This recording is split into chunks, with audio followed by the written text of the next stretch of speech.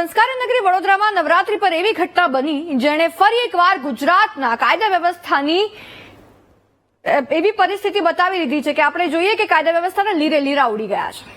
ગરબા રમવા ગયેલી સગીરાને વિધર્મીઓ દ્વારા પીખી નાખવામાં આવી, પરંતુ આ હેવાનિયત આચરનારા નરાધમોને ક્રાઇમ બ્રાન્ચે 3 દિવસમાં ઝડપી પાડ્યા છે.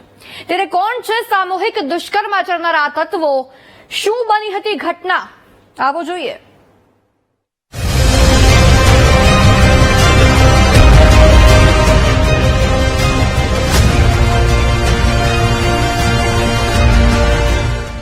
વડોદરાના ભાયલીમાં 16 વર્ષની સગીરા પર સામૂહિક દુષ્કર્મ આચરનારા નરાધમોને અંતે ક્રાઇમ બ્રાન્ચે ઝડપી પાડ્યા છે.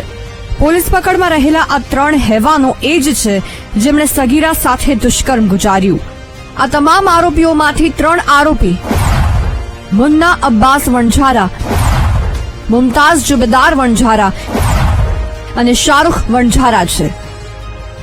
અને આ ત્રણેય વિધર્મીઓ મૂળ ઉત્તર પ્રદેશના રહેવાસી છે. તેઓ ઘણા સમયથી તાંદલજા વિસ્તારમાં રહે છે. આ ઘટનાની 48 કલાક પછી આ ગુના શોધવામાં શહેર પોલીસની ક્રાઇમ બ્રાન્ચને સફળતા મળી છે.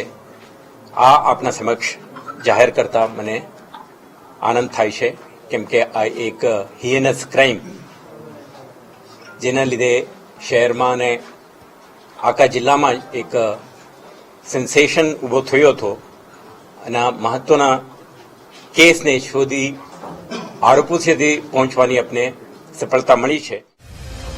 આ નરાધમોને ઝડપવા માટે પોલીસ અને ક્રાઇમ બ્રાન્ચની ટીમો 3 દિવસથી કામે લાગી હતી. ઘટનાના સ્થળેથી 45 કિલોમીટરના રૂટ પર 110 થી વધુ સીસીટીવી કેમેરા ચેક કર્યા હતા, જેમાં 2 બાઇક પર 5 યુવકો જતા જોવા મળ્યા હતા. ત્યાર પછી બાઇકની નંબર પ્લેટના આધારે તેમજ સગીરાના મોબાઈલના આધારે ક્રાઇમ બ્રાન્ચે નરાધમોને ઝડપી પાડ્યા.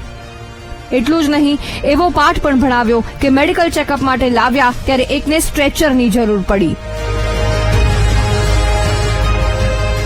તો બાકીનાને પણ ચાલવા માટે ક્રાઇમ બ્રાન્ચના જવાનોનો સહારો લેવો પડ્યો. તપાસ દરમિયાન સ્થળ ઉપરથી આપણે કેટલાક ફિઝિકલ એવિડન્સ, બ્રોકન સનગ્લાસ વગેરે, સાથે સાથે ભોગ બનનાર તરફથી આપણા મળેલ વર્ણન અને એક વિક્ટીમના મોબાઈલ ફોન આરોપીએ લઈ ગયા હતા લૂંટીને, આના ઉપરથી થયેલ એક કોલ, તો આના મદદથી આપણે આ સમગ્ર કેસને ઉકેલ લાવવામાં સફળ થયેલ છે.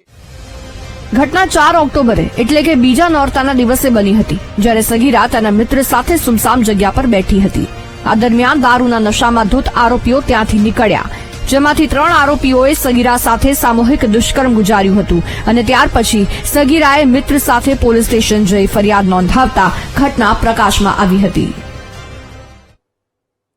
વડોદરાનો આ 11 કિલોમીટરનો વિસ્તાર મહિલાઓ માટે જોખમી છે, કારણ કે 5 વર્ષમાં 3 ગેંગરેપની ઘટના અહીંયા બની ચૂકી છે. એક ઘટના ગત 4 ઓક્ટોબરે બની, બીજી ઘટના 2019માં ભાયલીથી 9 કિલોમીટર દૂર નવલખી મેદાનમાં બની હતી, જેમાં પણ સગીરા સાથે ગેંગરેપ જ થયો હતો અને તેના આરોપી ઝડપાઈ ગયા હતા. ત્યારે ત્રીજી ઘટના 2021માં ભાયલીથી 8 કિલોમીટર દૂર આવેલ વેક્સિંગ ગ્રાઉન્ડમાં બની હતી, જેમાં વિદ્યાર્થીની સાથે ગેંગરેપ થયો હતો અને પીડિતાએ ગુજરાત ક્વીન એક્સપ્રેસમાં આપઘાત કરી લીધો હતો, જેના આજે 3 વર્ષ વીતી ગયા છતાં આરોપીઓ પકડાયા નથી.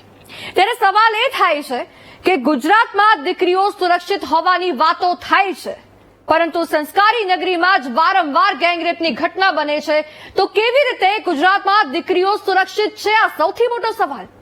ગુજરાત એક એવું રાજ્ય કે જ્યાં માતા પિતા પોતાની દીકરીને મોકલતા પહેલા અચકાય નહીં.